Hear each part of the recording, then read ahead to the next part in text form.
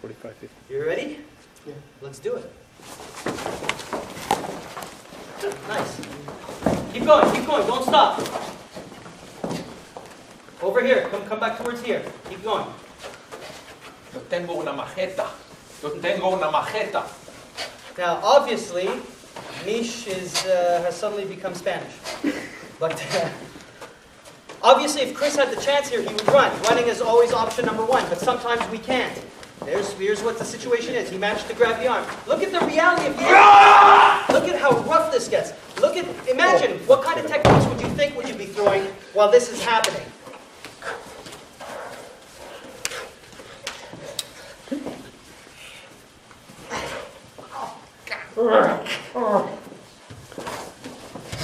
Nice.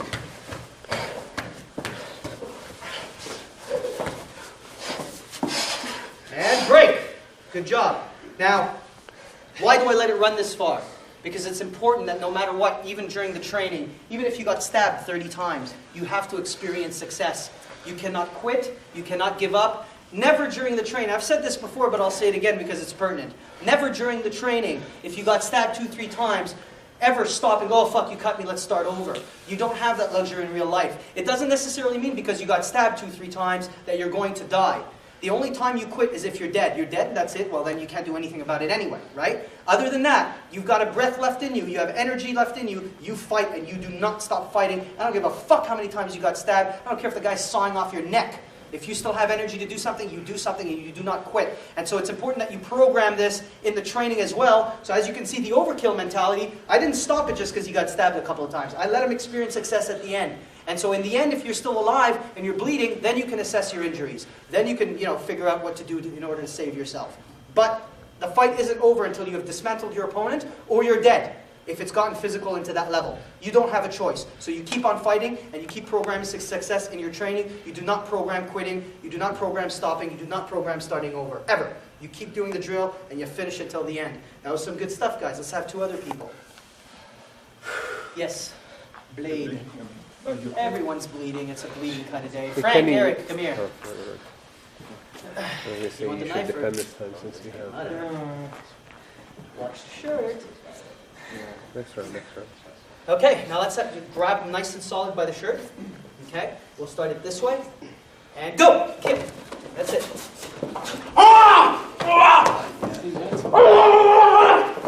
Nice, break. Good stuff. Now you see what happened here is that Eric actually managed to grab the arm, and he succeeded in trapping it.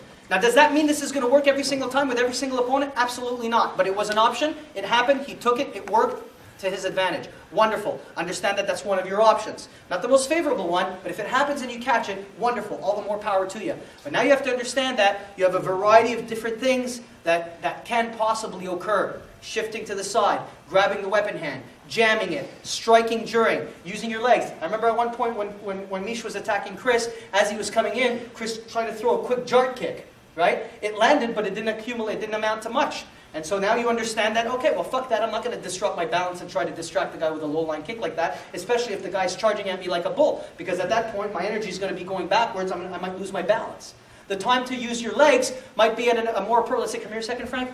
Let's say when Kenny and Lee ended up together, where they broke free, and I'm turning over this way, right? And now he's got the knife. Now it might be a lot more appropriate to use my legs, because I got a bit more distance. He's coming at me, and so every time I fucking nail him in the legs here, and I keep fucking hammering this way, that's going to take away his motivation. So I'm going to start spitting at him, fucking kicking him, keep going. I might fucking do this, fucking throw my change in his face, boot him. Now I'm going to fucking step in and nail him, because that was an option, an improvised weapon. Change in my pocket. Did you see that coming? No. Did you expect that?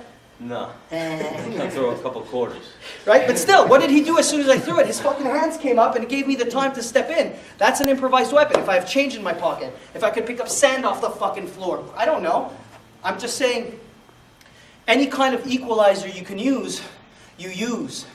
Another beautiful thing is that, depending on where this occurs, a chair is a wonderful equalizer. Very, very difficult to get in. I'll use Kenny here because Kenny has phenomenal footwork.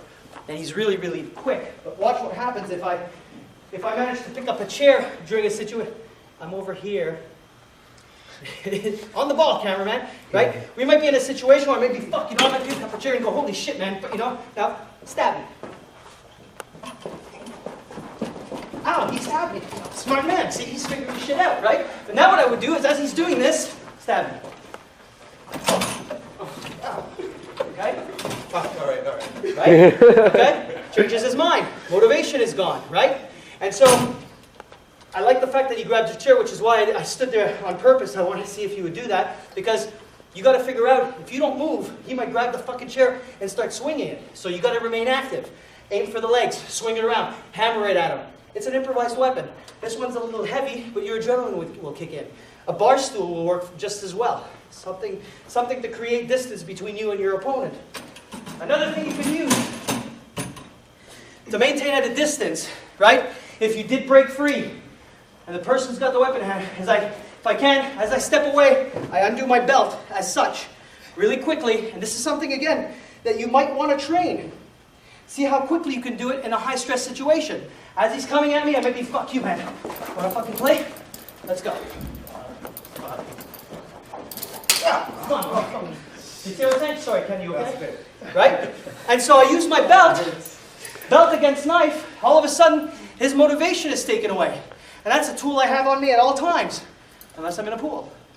Or in the shower. Or in bed. And it's a different kind of belt in bed. Different kind of belt in bed. So